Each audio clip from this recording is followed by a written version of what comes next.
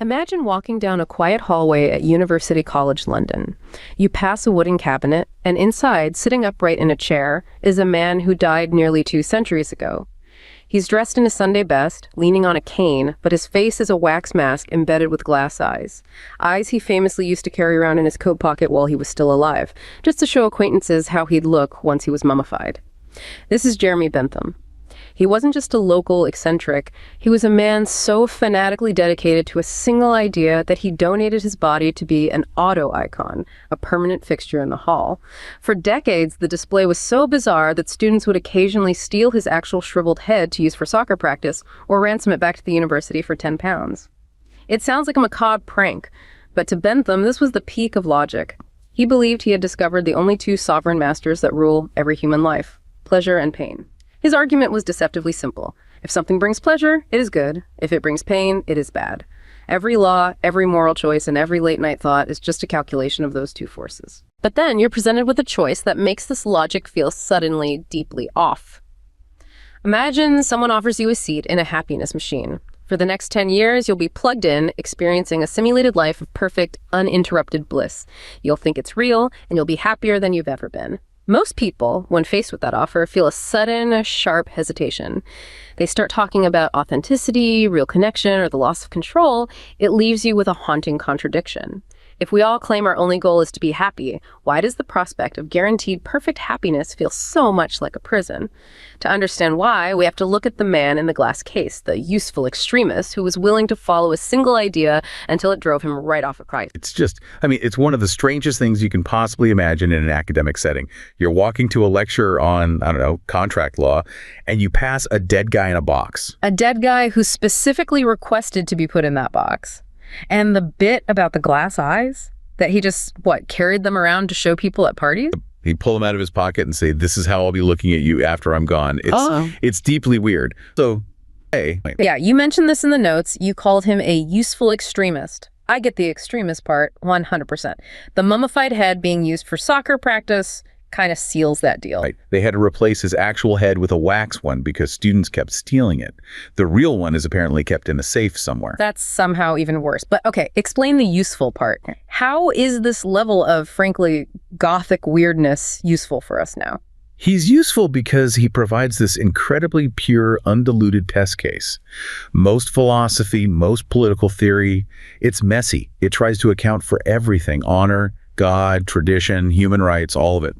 It's incredibly complicated. Bentham just takes a razor to all of that. He says, okay, let's strip away all the stuff we inherited, all the things our parents told us were important, all the religious dogma. Let's just throw it all out. And see what's left. And in his mind, when you get to the absolute bedrock of human motivation, there are only 2 things there. The 2 sovereign masters. Pain and pleasure. Everything else, our ideas about justice, our sense of duty, our moral codes, he saw all of that as just noise, or at best, as complicated systems we've built to help us get more pleasure and less pain. So if a law makes more people happy than it makes unhappy, it's a good law. Stop. It's called utilitarianism, the greatest good for the greatest number. And good, for Bentham, just means pleasure or happiness. It's an ethical system that runs like a spreadsheet.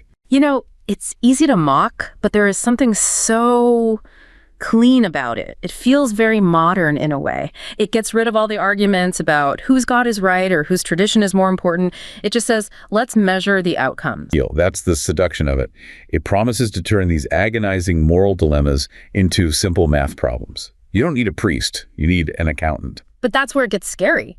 Because if you follow that logic, if all that matters is maximizing the pleasure score in the spreadsheet, you end up at the happiness machine.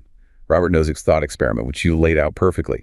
The machine is the logical endgame of Bentham's entire philosophy. It offers a perfect score: maximum pleasure, 0 pain guaranteed. And yet nobody wants to get in, or at least almost nobody. They immediately start talking about, realness. Authenticity, connection, agency.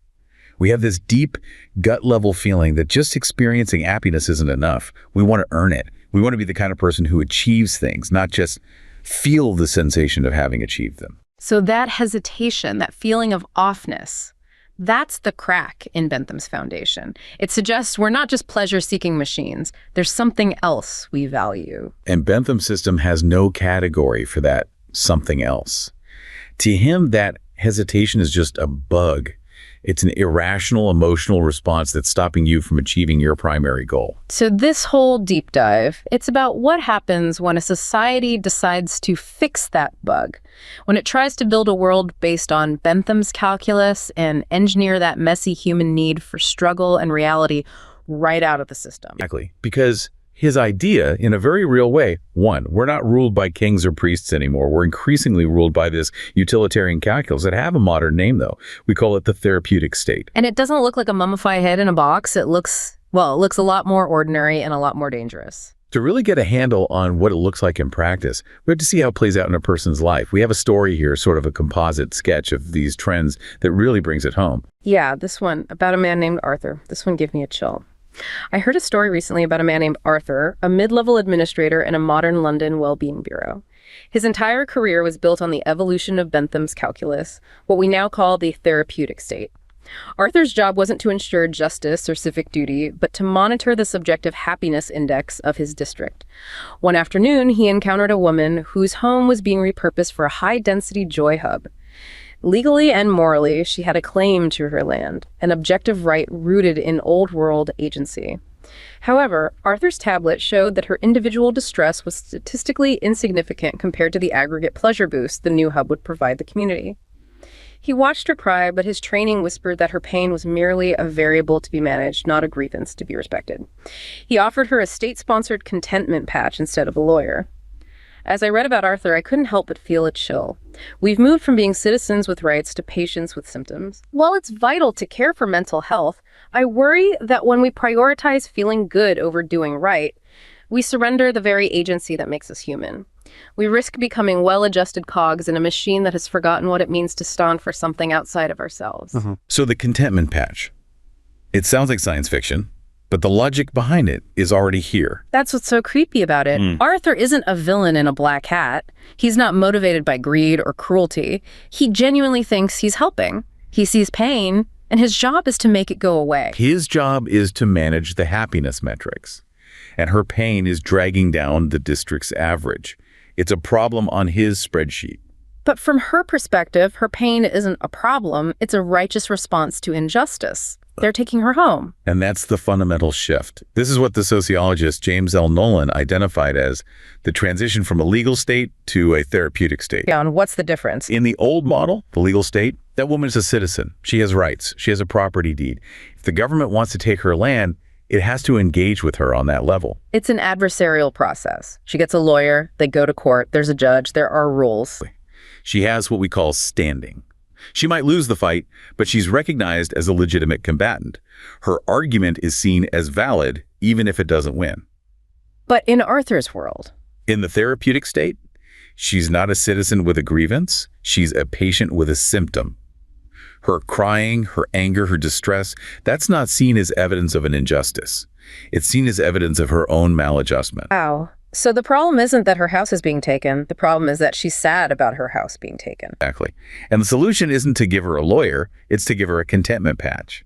It's to treat her emotional state. It reframes a political problem as a medical one. And that's so much more insidious. If you argue, you're just proving you're unwilling. You're in denial. You're resisting treatment. It completely neutralizes any opposition. This is Nolan's core argument. We tend to think of punitive versus therapeutic as, harsh versus kind. Of course, I'd much rather have a therapist than a prison guard. We all would, on the surface. But Nolan points out that the therapeutic model can actually be a far more totalizing and invasive form of power. So? Think about the example of drug courts. In the old punitive system, you get caught with drugs. A judge sentences you to, say, a year in prison. Okay. Now that's brutal. Prison is horrible.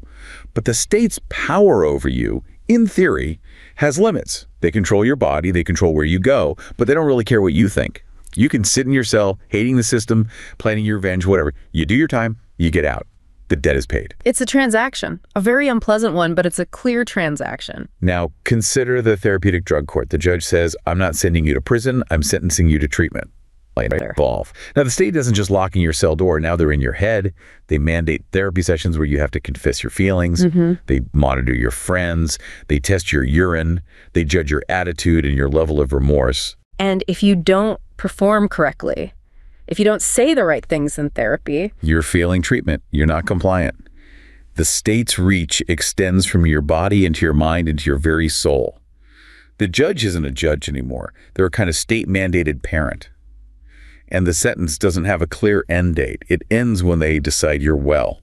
yelling, because it's power disguised as care. And if power is disguised as care, then resisting it makes you seem not just criminal, but ungrateful, sick, irrational. And you see this logic spreading everywhere. It changes how we talk to each other. The whole culture starts to shift. It has to. Because if the state operates like a therapist, the citizen has to learn to operate like a patient. And how does a patient get attention and resources in a therapeutic system? By demonstrating how much pain they're in, by showing their wound. Exactly. This is the birth of what some call victimology, or victimhood as currency. In a traditional stoic or honor-based culture, you gain status by showing your strength, by enduring hardship without complaint. You hide your pain. It's a private matter. But in a therapeutic culture, your pain becomes your primary asset. It's your credential. The person with the most trauma, the deepest wound, has the most moral authority, because in a system based on Bentham's calculus, pain is the ultimate evil.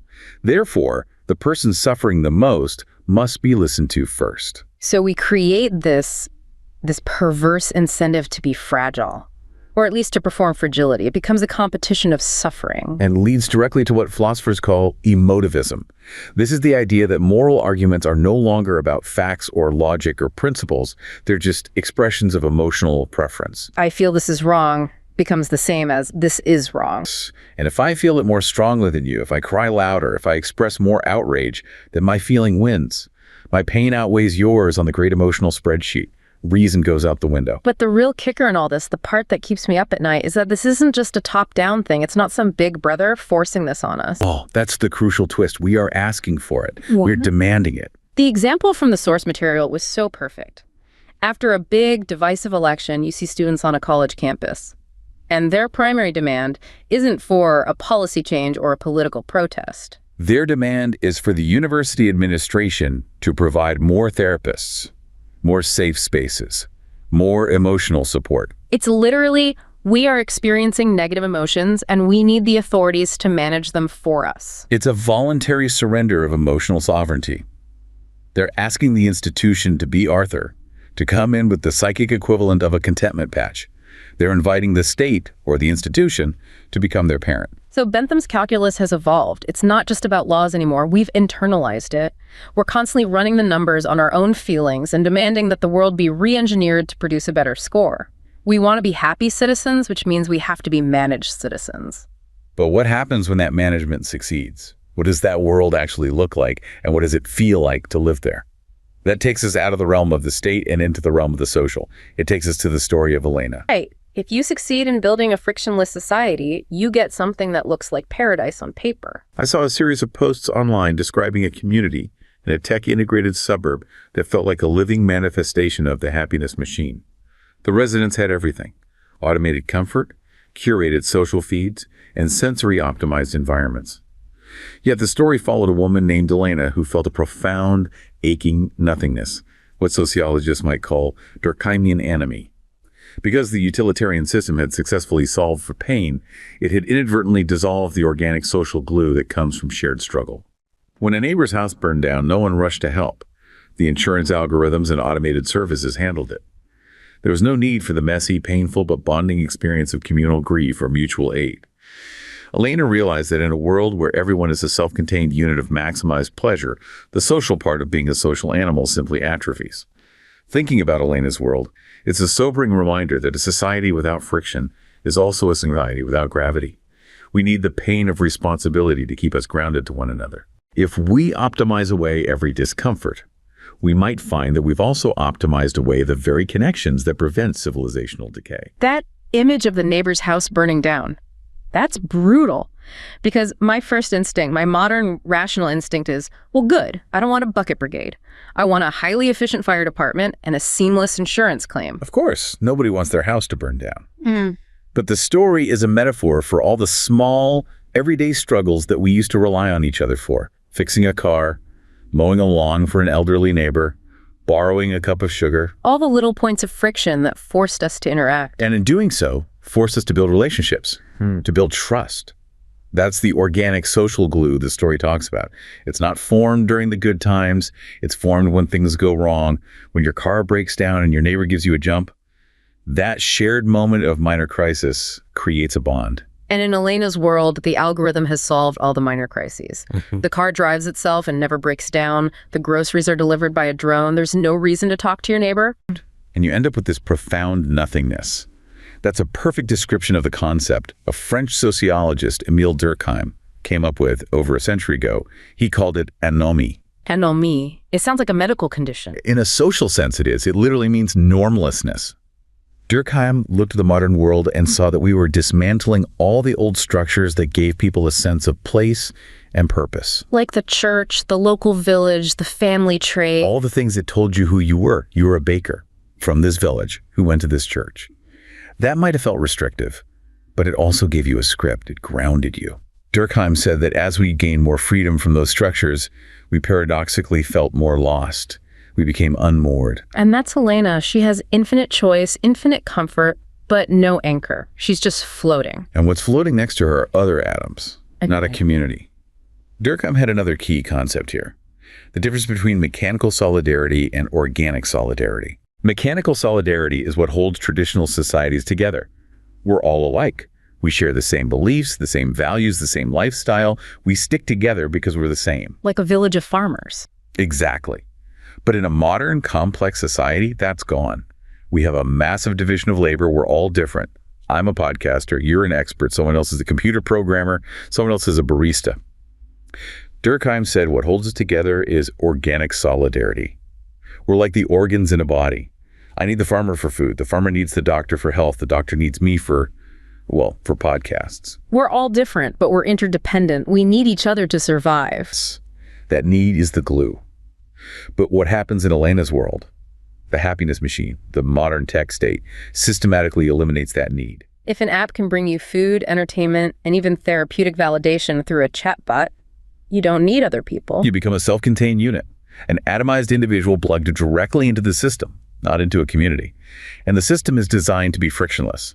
It's what people are now calling the experience machine N.0. It's not a sci-fi tank you get into. It's the smart environment we're building, the Internet of Things, the sensors, the algorithms that curate our news feeds and suggest our next purchase. It's a machine that you live inside.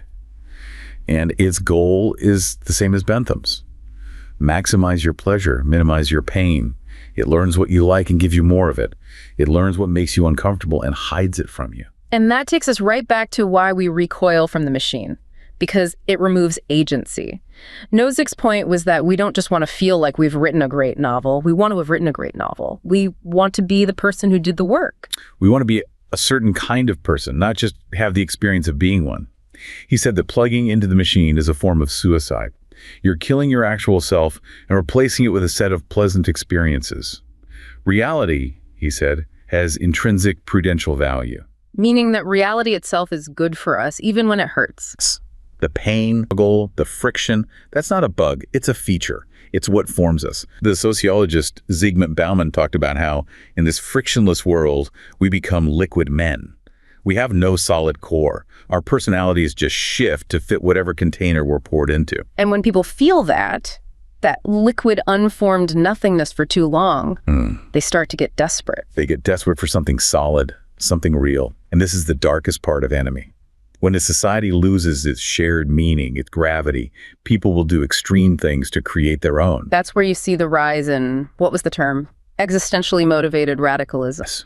People, often from comfortable, safe backgrounds, who are drawn to extremist politics, to conspiracy theories, to violence. It's not because they're economically deprived, it's because they're meaning deprived. A fight, even a stupid or ugly one, feels more real than the curated comfort of their everyday lives. A fight gives you a purpose. It gives you an enemy. It gives you a tribe. It's a very fast, very potent cure for anomie. It's why we see so much rage and chaos in some of the wealthiest, most comfortable societies in human history. People are smashing the smooth surfaces of the machine just to feel something sharp. So the therapeutic state dissolves our agency. The frictionless society dissolves our community. Desperate lashing out for meaning. But surely there's one place that's immune to this. The world of ideas, of academia. Surely, in a university, the pursuit of truth still outweighs the pursuit of comfort. So that's supposed to be the one sanctuary where hard truths are valued over easy feelings. But the logic of the machine is relentless. It doesn't stop at the gates of the campus. In fact, that might be where it's most powerful. Which brings us to Dr. Julian. Right, and his story feels uncomfortably familiar. Try to imagine a lecture hall not far from University College London, where Jeremy Bentham's auto icon still sits in its glass case. There was a professor there, Dr. Julian, who spent 30 years upholding the traditional standards of academic excellence. But lately, the radical rationalism of the useful extremists had finally won. The university had replaced meritocratic grading with a technocratic aggregate satisfaction model. Julian was told he could no longer give failing grades to students who didn't master the material because the aggregate pain of failure outweighed the utility of rigorous standards. Excellence was seen as an elitist obsession that caused unnecessary suffering. Instead, the curriculum was simplified to ensure the greatest number of students felt the greatest amount of academic confidence. Julian watched as the pursuit of truth was replaced by the pursuit of a high net promoter score. Looking at this shift through my own lens, I see the seductive trap of utilitarianism. It sounds compassionate to minimize the pain of failure, but when we sacrifice excellence for the sake of universal comfort, we lose the peaks of human achievement. While I understand the desire to make education more inclusive and less traumatic, we must be careful not to let a technocratic obsession with happiness turn our search for genius into a race to the middle. A race to the middle. And the aggregate satisfaction model. That sounds exactly like something a university administration would come up with. It's treating education like a product and students like customers. And what's the first rule of customer service? The customer is always right, and the customer wants to feel good about their purchase. So Jillian can no longer say, you failed because you don't understand the material, because that causes the pain of failure. Which, in the Benthamite calculus, is a negative outcome. It lowers the overall utility score of the university experience. It's much more efficient to just lower the standard so that everyone feels the pleasure of success. This is a direct collision with the ideas of another major thinker, Max Weber. Absolutely. This is Weber's concept of rationalization playing out in real time. Weber saw that the modern world was disenchanting itself. We were replacing all the old ways of thinking, based on magic, tradition, honor, spirit, with a single cold logic. The logic of calculation and efficiency. Exactly. Now, you said earlier, and it's a fair point, that you want your surgeon to be rational. You want your bridge builder to be rational. True. Rationalization gives us incredible power over the material world. But Weber's fear was that this logic would expand beyond bridge building and start to take over every aspect of human life. He called it the iron cage of rationality. A world where everything, from art to love to education, is optimized, measured, and managed for maximum efficiency. And in Julian's university, the truth of whether a student knows physics is less important than the efficiency of producing satisfied graduates. Yes, because satisfaction is measurable. You can quantify it with surveys and net promoter scores. Intellectual growth or moral development. How do you put that on a spreadsheet? So the system ignores it. It optimizes for what it can measure. And this brings us to a really crucial distinction, one that gets to the heart of why the happiness machine is so unappealing. It's the ancient Greek distinction between hedonia and eudaimonia. Two types of happiness, right? Two very different types. Hedonia is pleasure. It's what Bentham was all about. The feeling of a good meal, a warm bath, a funny movie. It's passive and immediate. And eudaimonia? Eudaimonia is usually translated as flourishing or human excellence. It's the deep, lasting satisfaction that comes from overcoming a great challenge. It's the feeling of mastering a difficult skill, raising a family, building something that lasts. And the key difference is struggle. Eudaimonia is impossible without struggle. You can't feel the pride of running a marathon if you haven't endured the pain of training. You can't feel the satisfaction of mastering an instrument without the frustration of thousands of hours of practice. So a system that tries to eliminate all pain, like the one in Julian's university, is actually a system that makes true flourishing eudaimonia impossible. It actively prevents it. It optimizes for short-term pleasure, hedonia, at the expense of long-term meaning. And this whole process gets accelerated when we black box the concept of happiness. Meaning we stop asking what's inside the box. We stop asking what is a good life. And we only ask, how do I get more of the thing called happiness? We treat it like a substance we can acquire. This is what's behind the governance of well-being. Happiness becomes a tool of state power, a concept developed by Michel Foucault. The state's job is to make us happy, and it gets to define what happy means. And it defines it in a way that is measurable and controllable. This is the scientification of happiness.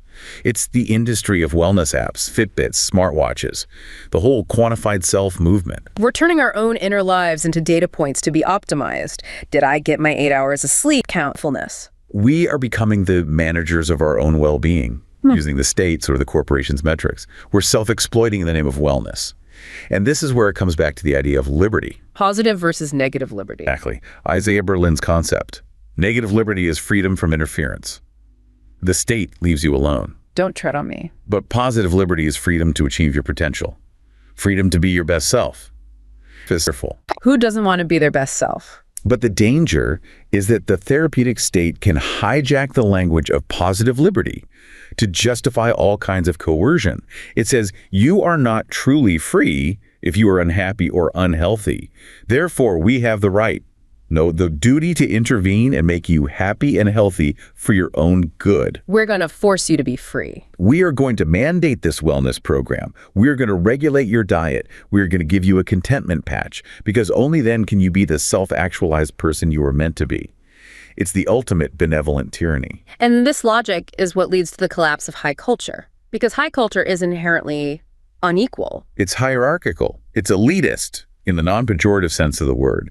It requires judgment. It requires saying that Shakespeare is better than a sitcom, that a symphony is a greater achievement than a pop song. But that judgment creates pain. It makes the person who prefers the sitcom feel bad. And in Bentham's world, that's a net loss of utility. This goes back to his famous or infamous statement, pushpin is as good as poetry. Pushpin being some silly kids' games. His point was that if the simple game produces the same amount of pleasure as the complex poem, they are of equal moral and aesthetic value. And if the game produces more pleasure for more people, then the game is objectively better.